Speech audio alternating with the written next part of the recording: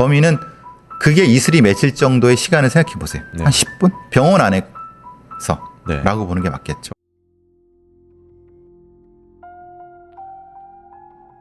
서울특별시 중구에 있는 한 병원. 얼마 전부터 환자들 사이에서는 흉흉한 소문이 돌고 있었습니다. 언제 무슨 일이 일어날지 모르니 각자 몸조심을 해야 한다는 기묘한 소문. 병원 신관에서는 수상한 물건을 발견하는 즉시 의료진에게 가져와야 한다는 안내 방송이 나왔고, 급기야 이 병원에 있기 너무 무섭다며 병원을 옮기는 환자들도 생겼습니다. 대체 병원에선 무슨 일이 벌어지고 있는 것일까? 그런데 4월 26일 새벽 모두가 우려하던 일이 발생했습니다. 사건이 벌어진 곳은 4층 454호 병실. 이곳에 입원해 있던 환자 정 씨는 새벽에 삐걱삐걱거리는 요란한 소리에 잠에서 깼다고 했습니다.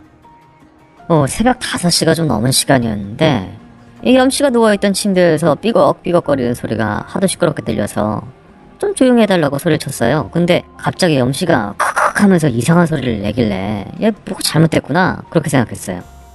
그때 염씨의 아내가 벌떡 일어나 의료진을 불러오기 위해 밖으로 뛰쳐나갔고, 병실 안에 있던 나머지 환자들은 재빨리 불을 켜고 염씨의 상태를 살폈습니다. 침대 위에 누워있던 염씨의 몸이 뒤틀려 있었고 눈동자는 돌아가 있던 상황. 심각한 호흡장애 증상을 보이는 염씨를 급하게 중환자실로 옮겼지만 결국 이동하는 도중 사망하고 말았습니다. 가족들은 염씨의 사망 소식을 믿을 수 없다고 했습니다. 사건이 발생하기 약 한 달 전인 3월 12일 37살의 염씨는 대림동 시장 앞 횡단보도에서 버스에 치이는 교통사고를 당했었습니다. 양쪽 어깨뼈가 골절되는 등 전치 3개월의 중상을 입었던 염씨. 그러나 치료가 잘 되어 빠르게 회복되고 있던 상황에서 염씨가 갑자기 사망했으니 가족들의 충격은 더욱 컸습니다. 그런데 염씨 사망 사건으로 경찰의 조사를 받게 된 사람이 있었습니다. 바로 교통사고를 냈던 가해자 운전자 아내의 여동생이었습니다. 피해자가 사망 직전 초콜릿 우유를 먹다가 갑자기 복통과 호흡곤란을 호소하다가 사망하셨는데, 이 우유를 준 사람이 교통사고 가해자의 아내의 여동생이라는 겁니다. 피해자의 아들을 통해서 우유를 전달했다는 증언이 나왔습니다. 증언을 한 사람은 사망한 염씨의 11살 된 아들 민호군이었습니다. 사건 전날인 4월 25일 저녁 7시경 아버지 병실에 있다가 심심해진 민호군은 별관 3층으로 가서 엘리베이터를 타며 놀고 있었습니다. 이때 20대 초반으로 보이는 여성이 민호에게 다가와 아빠가 입원했니 엄마가 입원했니 물었다는 것입니다. 그래서 전 아빠가 교통사고로 입원했다고 말했는데 누나가 바로 너구나 하면서 비닐봉지에 우유 5개 들은 걸 줬어요. 아빠 갖다 주라고요. 그래서 제가 누구세요 했더니 사고를 낸 아저씨 부인의 동생이라고 했어요. 자신이 가해자의 처제라고 밝힌 여자가 염씨의 아들 민호군에게 우유를 줬고, 민호군은 그 우유를 아버지 병실에 가져다 뒀다는 것입니다. 그 의문에 초콜릿 우유를 먹고 사망한 염씨. 민호군이 목격한 여성은 키 160cm 정도의 20대 초반의 나이로 보였고, 큰 눈에 둥근 얼굴, 머리는 짧았으며 검은색 투피스 차림에 서울 말씨를 쓴다고 했습니다. 경찰은 바로 구치소에 수감되어 있던 교통사고 가해자 한씨와 그의 처제까지 조사했습니다. 피해자와 가해자는 교통사고 합의금 문제로 갈등이 있던 상황. 그러나 사람을 살해할 만한 혐의점이 발견되지 않았고 처제는 알리바이가 확인되면서 용의선상에서 제외됐습니다. 그렇다면 도대체 누가 어린 민호군에게 죽음의 우유를 건넨 것일까? 그 미스터리를 파헤치는 수사가 시작되었습니다.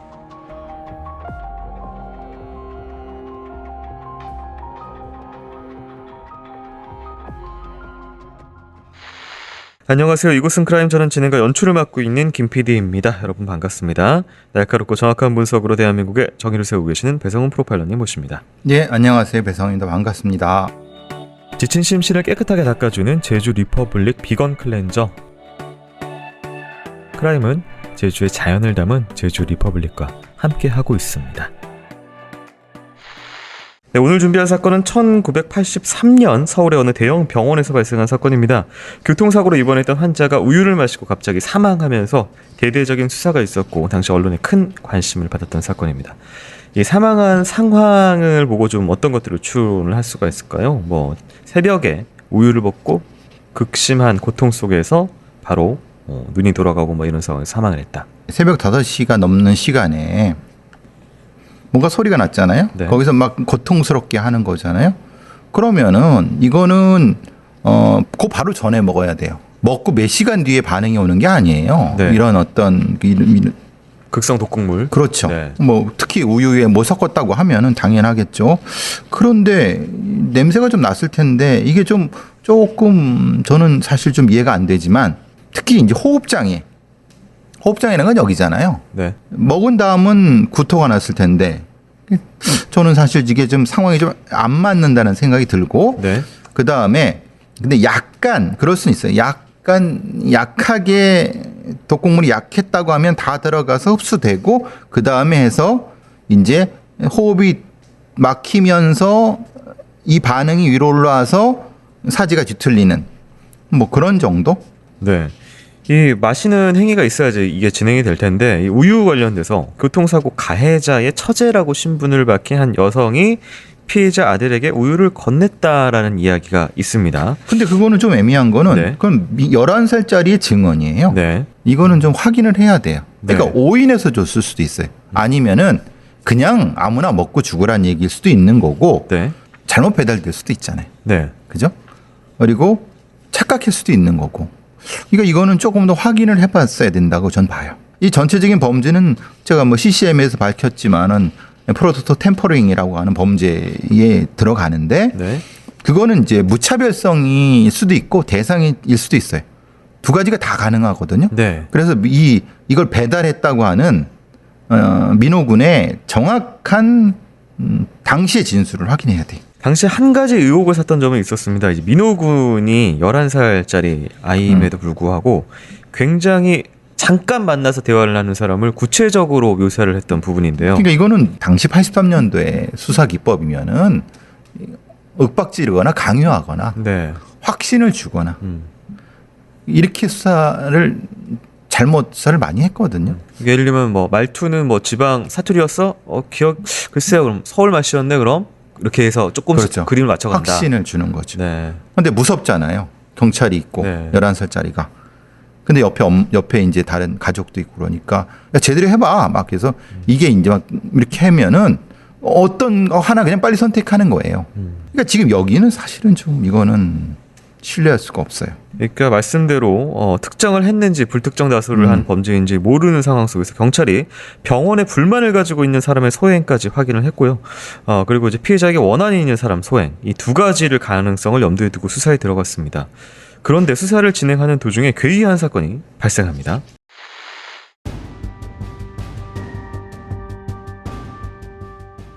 본격적으로 사건 수사에 들어가면서 병원 안팎엔 경찰들이 수시로 드나들었고 사건이 발생한 454호실은 폐쇄됐습니다. 사건 당일 밤 9시 10분경 4층 남자 화장실에 갔던 이씨. 48살의 이씨는 454호실에 있다가 459호실로 옮긴 환자였습니다. 이씨가 화장실 문을 열자 좌변기 옆에 쪽지 한 장이 떨어져 있었습니다. 쪽지 내용이 너무 이상해서 처음에 장난인가 생각했는데 앞으로 20명을 더 죽인다고 쓰여 있으니까 너무 무섭고 섬뜩해가지고 바로 경찰에 신고를 했어요. 쪽지를 놓고 간 사람은 못 봤어요. 제가 들어갔을 때는 쪽지만 있었다니까요. 경찰의 수사가 삼엄한 가운데 발견된 협박 쪽지.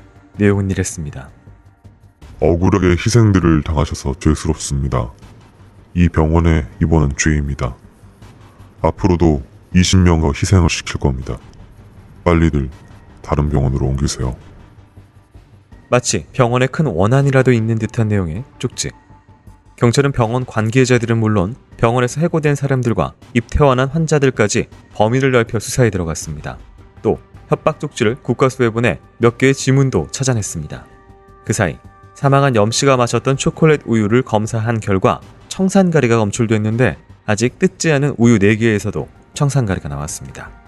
우유에서 독극물이 발견됐다는 소식이 퍼지자 두려움에 떨고 있던 환자들은 그동안 병원에서 있었던 흉흉한 일들을 증언하기 시작했습니다. 병원에서는 다른 데 가서 얘기하지 말라고 쉬쉬하고 있었는데 염씨가 죽기 한 보름 전인가? 별관 5층에 있는 공동주차장에 누가 요구르트를 20개를 비닐봉지에 담아놨다는 거예요. 간호사가 냄새를 맡아보고 상한 냄새가 나서 버렸대요. 그리고 며칠 뒤에는 또 요구르트 5개, 우유 5개 이렇게 있었는데 냄새가 이상해서 다 버렸다고 하더라고요. 누가 가지고 왔는지 모르는 수상한 음료수가 병원에서 계속 발견되고 있었던 겁니다. 이보다 더 심한 사건을 겪은 사람도 있었습니다. 사건 열흘 전인 4월 16일 낮 12시 18분경 환자 복씨의 누나 미자 씨는 동생 복씨를 휠체어에 태우고 4층 복도 끝 창문으로 가서 바람을 쐬는 중이었습니다. 그때 병원 구내 방송에서 복태우 씨의 보호자를 찾는다는 방송이 흘러나왔고 누나 미자 씨는 동생을 두고 간호사실로 향했습니다. 한 20대 정도 돼 보이는 여자 목소리였는데 저한테 전화를 했더라고요. 간호사실 건너편 빨래통에 요구르트 16병 가져다 놨으니까 사람들하고 나눠 먹으라고 하더라고요. 누구냐고 물었더니 동생하고 잘 아는 사람이라고 하면서 끊었어요. 약간 의아했지만 동생과 아는 사이라는 설명에 복도에 있는 빨래 수거통으로 갔던 미자 씨. 여성이 말한 대로 초록색 비닐봉지에 요구르트가 들어있었습니다. 옆 침대에 있는 김씨 부부한테 요구르트 2개를 줬는데 제조 날짜가 지난달 13일이라고 안 먹는다고 했어요. 그때 저는 목이 말라서 바로 한 모금 마셨거든요. 근데 농약 냄새가 심하게 나서 바로 토해버렸어요. 미자 씨는 원무과에서 시키는 대로 맹물로 입을 헹궜고 다행히 더 큰 불상사는 발생하지 않았습니다. 대체 누가 이런 짓을 계속하고 있는 것일까? 공포에 떨던 미자 씨와 동생 복 씨는 며칠 뒤 다른 병원으로 옮겼습니다.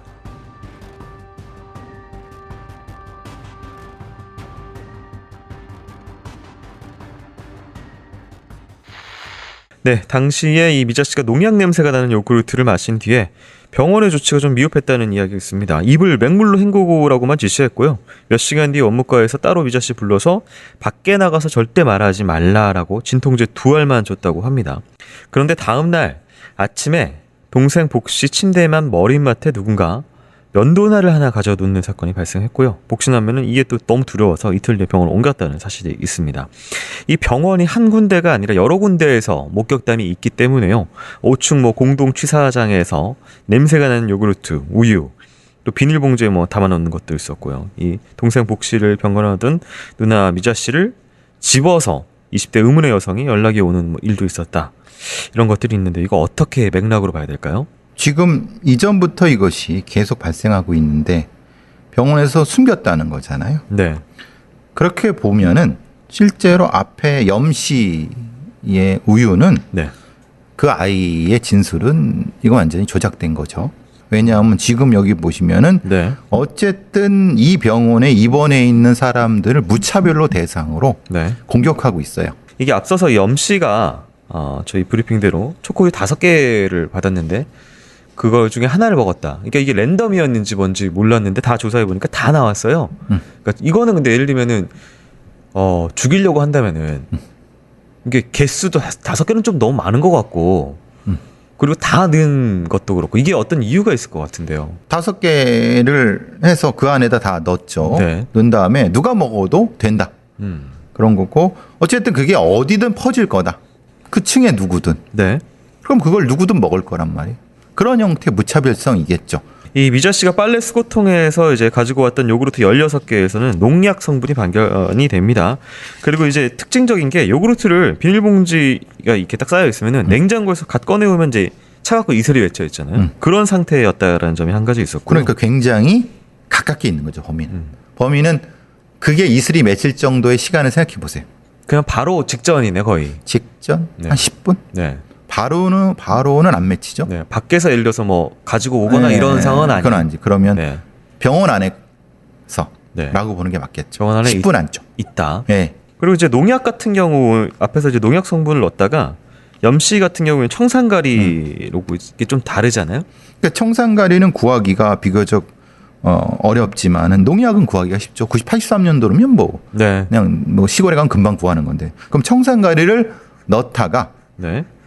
모자라니까 농약을 넣었다라고 보는 게 맞겠죠. 이 사건을 수사하던 경찰은 대형 병원에서 발생한 일련의 사건들이 그 전에 발생했던 또 다른 사건과 연관되어 있을지 모른다고 생각을 했었는데요. 그 전 사건은 염 씨가 사망하기 한 달 전인 3월 17일에 발생했습니다.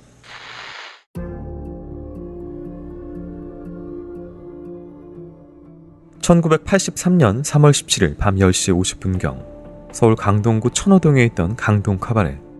당시 카바레에서 일하고 있던 26살 종업원 송 씨는 화장실을 찾았다가 갑작스러운 변고를 당했습니다. 피해자가 화장실에 들어가니까 세면대 위에 요구르트가 놓여 있었던 거예요. 피해자가 누가 나 먹으라고 요구르트를 두고 왔네 하고 농담까지 하면서 마셨는데 바로 사망해버린 거예요. 요구르트 안에는 청산가리가 들어있었습니다. 그런데 이 충격적인 사건이 발생한 다음 날인 저녁 7시경 같은 카바레 여자 화장실에서 또 청산가리가 들어있는 요구르트 한 개가 발견됐습니다. 당시 용의자로 떠오른 사람은 40대 여성이었습니다. 키는 한 158? 40대로 보이는 여자가 요구르트를 가지고 오더니 옷 보관소에다가 맡기겠다고 하는 거예요. 혹시 요구르트가 터져서 흐르기라도 하면 다른 손님들 옷까지 다 망치니까 당연히 안 된다고 했죠. 일명 강동 카바레 독극물 살인 사건으로 불렸던 사건. 목격자까지 있었지만 범인을 잡지 못하고 있던 상황에서 한 달 뒤 병원 독극물 사건이 발생했던 겁니다.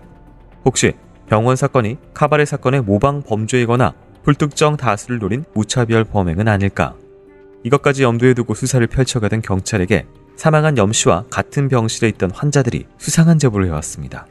사건에 있던 새벽에 자고 있었는데 어디서 종이 뜯는 소리가 계속 들리는 거예요. 눈을 뜨고 봤더니 염씨가 벽에 붙어있던 달력을 손으로 막 쥐어뜯고 있었어요. 신음소리도 내면서 괴로워하는 것 같았는데 그 옆에 부인이 옆에서 손짓으로 소리내지 말라고 말리면서 염씨가 일어나려고 하는데 가슴을 막 손으로 누르면서 못 일어나게 하더라고요. 잠시 뒤 염씨가 윽하는 비명을 지르자 염씨의 아내 김씨가 눈을 보니 안 되겠다. 애기 아빠가 약을 먹고 변을 당했다라고 소리치더니 병실 밖으로 뛰쳐나갔다고 했습니다. 환자들이 재빨리 불을 켜고 염씨의 상태를 살폈는데 염씨는 몸이 뒤틀리고 심하게 괴로워하는 모습이었습니다. 또 다른 환자는 염씨가 사망한 이후 수상하게 행동하는 부인의 모습을 봤다고 했습니다. 남편이 죽은 뒤 병실에서 통곡을 하며 슬피 울었던 아내 김씨. 그런데 사람들이 병실을 빠져나가면 바로 울음을 그치고 냉정한 표정으로 앉아 있었다는 겁니다. 평소 부부 사이가 좋지 않았다는 증언도 나왔습니다. 아내 김씨가 큰 빚을 졌는지 454호실로 빚쟁이들이 찾아와 김씨와 싸우기도 했고 이 때문에 사건 열흘 전에는 온 병원에 소문이 날 만큼 크게 부부싸움을 했었다는 겁니다. 그러나 아내 김씨는 장례식장에서 기절하다시피 울며 남편을 죽인 새끼는 천벌을 받을 것이라고 통곡하고 있는 상황. 수상한 제보를 받은 경찰은 부부 사이 채무관계 등에 대해 은밀히 조사하기 시작했습니다.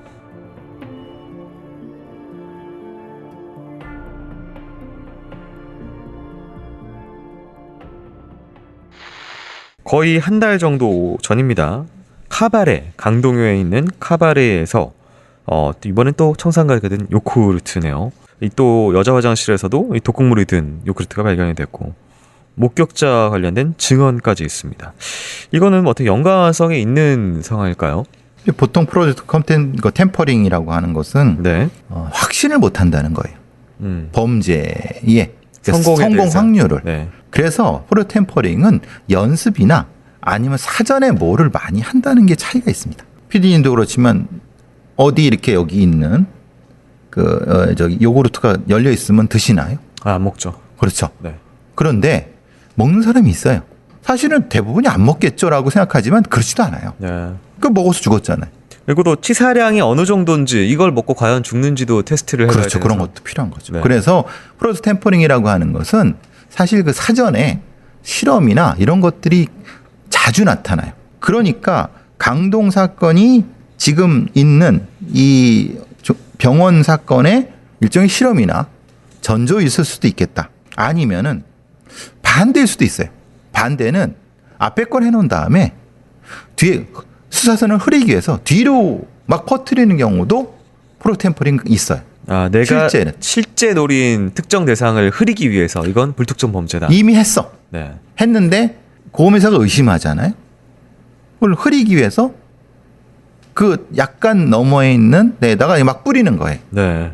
이것도 프로템퍼링의 범죄의 독특한 특징이에요. 지금 이 아내에 관련된 증언이 하나 나왔는데요. 이게 뭔가 고통스러워하는 남편을 소리 못 내게 이렇게 좀 누른다든지, 그리고 이 워딩이 저는 조금 이상한데, 눈을 보니 안 되겠다. 애기 아빠가 약을 먹고 변을 당했다라고 그 위기의 순간 뭔가 약이라고 특정을 해서 원인을 얘기를 하거든요. 아니 지금 비명을 지르고 그러면 빨리 뭔가 이렇게 도움을 청해야 되는데 뭔가 눈을 보니 안 되겠다라고. 근데 그럴 수는 있죠. 너 눈 보니까 이상하다? 그러니까 본인이 어떻게 알아요? 빨리 쫓아가야 되는데. 그러니까 좀 이상한 행동은 확실히 맞죠. 네. 근데 그 다음 거는 좀 그래요. 뭐냐면 둘이 별로 안 좋았어. 사이가. 네. 그러니까 남편이 죽었으니까 그냥 슬픈 척 하는데 사실 안 슬픈 거야. 네. 근데 그건 범죄를 해서가 안 그럴 수도 있거든요. 그러니까 뭐 윤리적인 시선 때문에 그럴 그렇죠. 수도 있고요. 그러니까 그거는 네. 뒷부분은 조금 고민이 되지만 앞부분은 좀 어쨌든 찾아봐야죠. 이 아내 김 씨와 부부 사이에 대해서 조사를 하던 경찰은 중요한 인물에게서 아주 충격적인 증언을 듣게 됩니다. 어떤 내용인지 듣고 오도록 하겠습니다.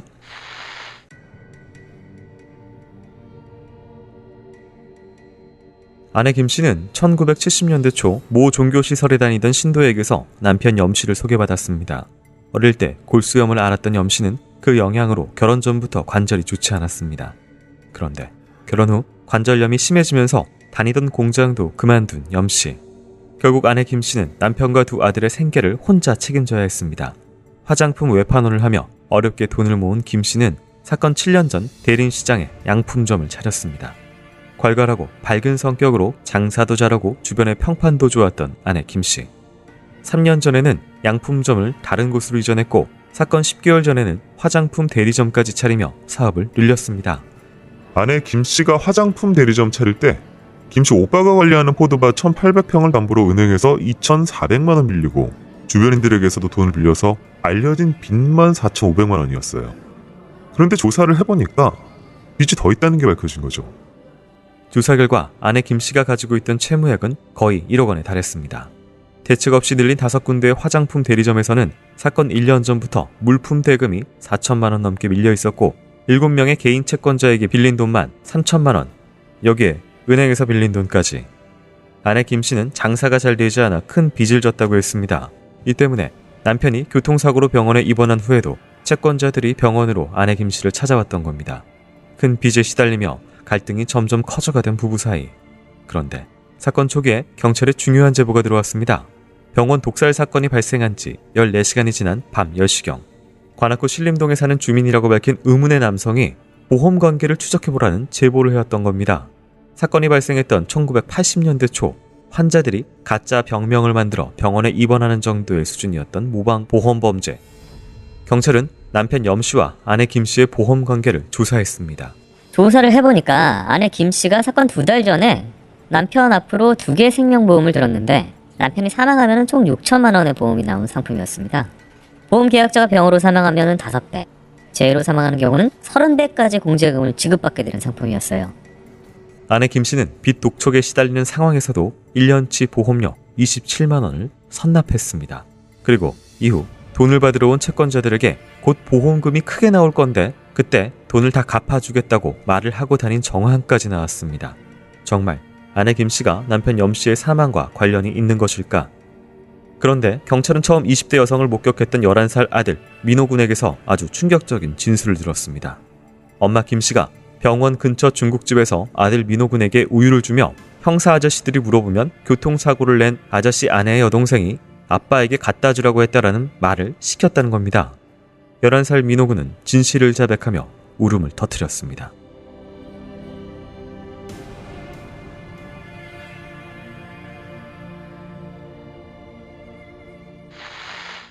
당시에 그 80년대 초고 보험 관련된 어떤 일련의 분위기도 좀 말씀을 드렸고요.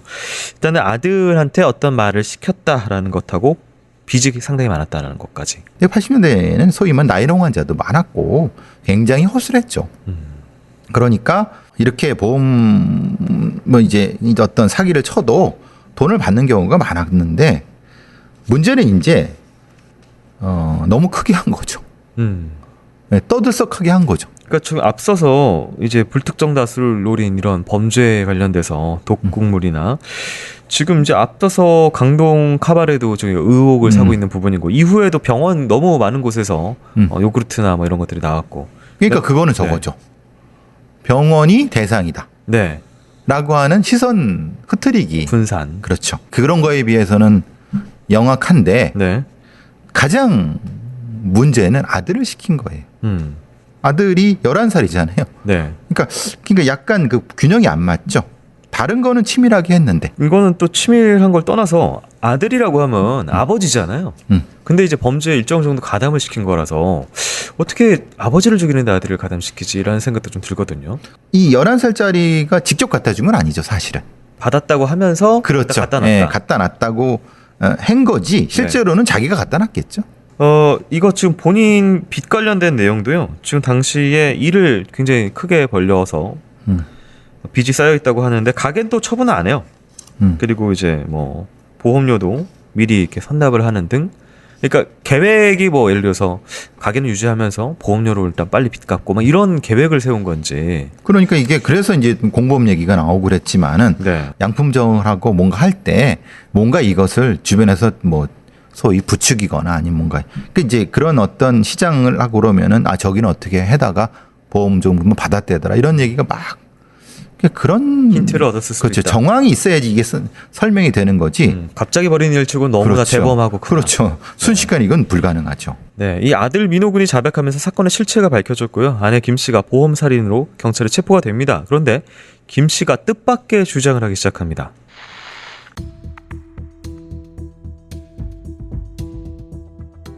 경찰에 체포된 아내 김 씨는 사건이 채무 때문에 벌어진 일이라고 순순히 인정했습니다. 그동안 사업하느라고 진비 4,500만 원을 갚을 길이 없어서 보험금을 타서 빚을 갚으려고 했어요. 사건이 너무 커지길래 잡힐 거라고 짐작도 했고요. 사건 직후부터 형사들이 저를 의심하는 것 같더라고요.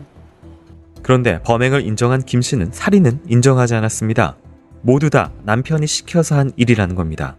김 씨는 자신이 빚 때문에 고통받는 모습을 보던 남편이 먼저 보험 사기를 제의했다고 했습니다. 남편이 자신이 죽고 나면 보험금으로 빚을 갚아 아이들을 잘 키우라고 당부했다는 아내 김 씨. 글쎄 아빠가 하는 얘기가 차라리 시켜서 하면 자연스럽지가 않느냐. 그래서 이제 부탁이 뭐냐면 이거는 독한 약이니까 나는 이제 이혼하는 문제 꼭 가는 거니까 뒤처리 잘하고 이제 그런 부탁을 했어요. 단단히 교육을 시켜서 실수하지 않도록. 남편 염 씨가 사망하기 전 아들 민호군을 불러 이제 곧 아빠가 죽는다고 말한 뒤 엄마에게서 독이 든 우유를 받고 엄마가 시키는 대로 꼭 해야 한다고 당부했다는 겁니다. 처음에는 죽는다는 남편을 말렸다는 김 씨. 그러나 보험금을 탄 이유를 생각해보니 역시 남편은 생각이 깊은 분이라고 느꼈다는 인터뷰를 하기도 했습니다. 김 씨는 남편이 시켜서 자살을 하는 걸 도왔기 때문에 자신은 사건의 책임이 없다고 했습니다. 책임은 전부 다 저 남편한테 있다 이겁니까? 본인한테는 없다 이거예요? 무슨 책임이요? 무슨 책임이요? 잤어요. 생각 솔직한 얘기로 솔직한 저희 이제 양심입니다. 예. 없었어요. 그래서 이제 그냥 아빠가 들이 갔으니까 아빠의 또 부탁이었고 그래서 솔직한 얘기로는 자살할 생각은 없었어요. 남편 염 씨는 자살일 경우에는 보험금을 탈 수 없다며 불특정 다수가 공격받는 것처럼 꾸며야 한다고 했습니다. 아내 김 씨에게 지시해 요구르트병에 주사기로 농약을 아주 조금 넣게 한 뒤 병원에 두게 했다는 남편 염 씨. 그러나 이후 혹시 사람들이 크게 다칠까봐 아내에게 청산가리를 사오라고 시켜 본인만 먹는 것으로 계획을 바꿨다고 했습니다. 아내 김 씨는 남편의 지시대로 무허가 화공약품점에 가서 고체 청산가리 875g을 구입한 뒤 옆집에서 빌린 망치로 빻아 가루로 만들었습니다. 이후 청산가리를 물에 탄 뒤 주사기로 5개의 팩 우유에 넣었고 아들을 시켜 병실에 가져다 두게 했습니다. 그리고 범행 당일인 26일 새벽이 되자 남편 염 씨가 먼저 목이 마르다고 우유를 찾았고 아내 김 씨는 청산가리가 든 우유 한 팩과 청산가리를 넣어둔 캡슐 7개를 남편에게 건넸습니다. 김 씨의 진술로는 그때 남편이 우유와 천장을 번갈아 쳐다보더니 알약을 한 번에 입에 넣고 우유를 마신 뒤 자살했다고 주장했습니다.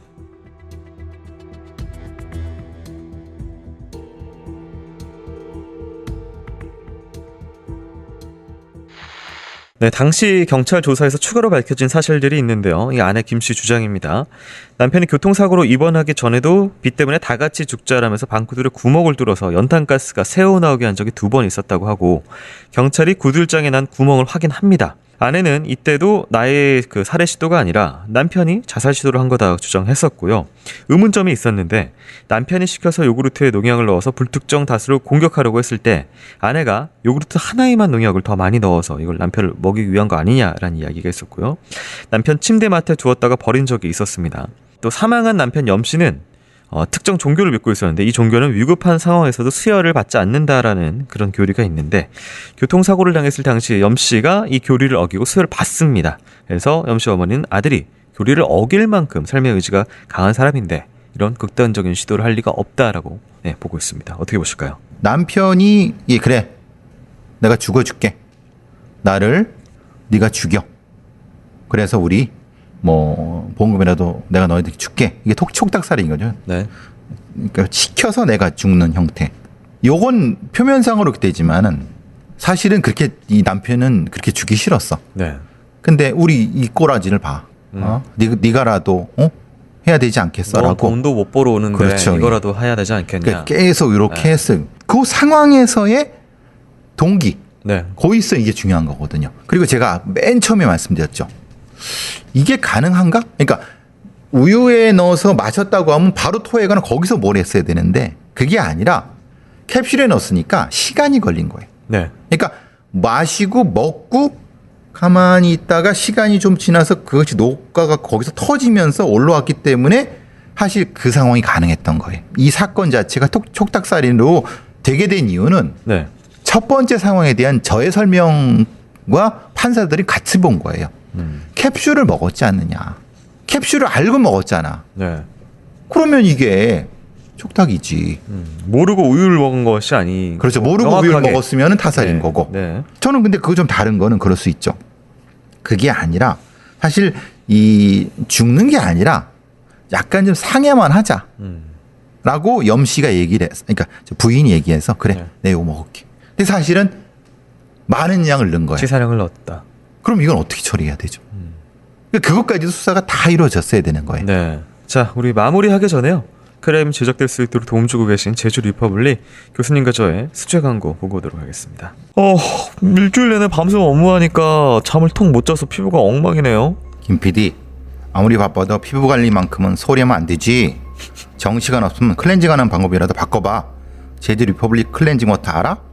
클렌징 폼으로 유명한 건 아는데 클렌징 워터도 있어요? 이쪽 끝들에 오가라 오라게. 족끝들에요? 족끝들에 가까이 자 내 피부 확인해 보라고. 순한 클렌징 워터 써서 노 트러블 하나 없는 이 피부를. 클렌징 워터니까 미네랄이 풍부한 제주 용암해수하고 청정 제주의 해조류가 고스란히 들어있겠네요. 그럼 그 비밀을 담은 제주 리퍼블릭 비건 클렌징 워터로 민감 피부 자극 걱정 없이 쉽게 닦아내면 된다고. 들어있는 전성분이 EWG 그린 등급의 비건 인증받은 클렌저네요. 배송 메시지에 크라임이라고 적으면 1+1으로 하나 더 주네. 감수다! 교수님 피부 보러 아니 네이버에 제주 리퍼블릭 검색하러 하영 안 갈 거가? 다들 제주 리퍼블릭 비건 클렌징 워터 구매해서 같이 겁들한 피부 만들어요. 지친 심신을 깨끗하게 닦아내주는 제주 리퍼블릭 비건 클렌저. 크라임은 제주의 자연을 담은 제주 리퍼블릭과 함께하고 있습니다. 네, 경찰은 자살 방조 및 촉탁 살인에 대해서 인정하지 않고 아내 김 씨가 남편을 살해했다고 보고 검찰에 사건을 넘겼습니다. 하지만 이후 아내 김 씨는 촉탁 살인으로 기소가 됐고요. 1심에서 징역 15년을 선고받은 후 대법원에서 확정이 됩니다. 그러니까 검찰은 촉탁살인으로 본 거예요. 네. 경찰은 타살로 본 거고. 네. 근데 검찰이 보기에는 지금 이 상황이 첫 번째 상황. 그러니까 이걸 혼자 준비하기 너무 어렵다. 뭐 청산가리 뭐. 혹시 이런 게 좀 반영이 됐을까요? 당시 83년이라는 시대상에 여자가 어떻게 이런 걸 혼자서 그렇죠. 네. 그리고 이 가부장적인 사회 분위기에서 네. 남편이 그래. 총대를 맸을 그렇죠. 것이다. 그래서 촉탁살인으로 인정한 건지 그거보다 더 세세한 형태의 사건 수사는 없었던 것 같아요. 생각해 보세요. 카바레 건은 누가 했어요, 그러면? 카바레는 잡히지 않았죠, 범인이. 그러니까. 네. 그러면 카바레 건하고 이건 분리된 거란 말이에요. 그럼 만약에 카바레 건을 김 씨가 했다고 하면은 이거는 오히려 굉장히 계획적인 거예요. 이 83년이니까 15년형이면 이미 사실 출소를 한 지가 한참이 됐고 당시 38살이면 지금 50대 후반의 나이입니다. 이 아내 김 씨는. 아들 같은 경우에는 저는 계속 마음에 걸립니다. 어떤 식으로든 좀 관여가 돼 있고 본인이 역할을 어디까지 했든 이게 굉장한 죄책감 속에서 살아가고 있을 텐데 돌아가신 남편분의 명복을 빌고요. 아드님이 좀 큰 상처 없이 개인의 삶을 살아가고 계시길 바라봅니다. 크라임은 여기서 마치도록 하겠습니다. 교수님 수고하셨습니다. 수고하셨습니다.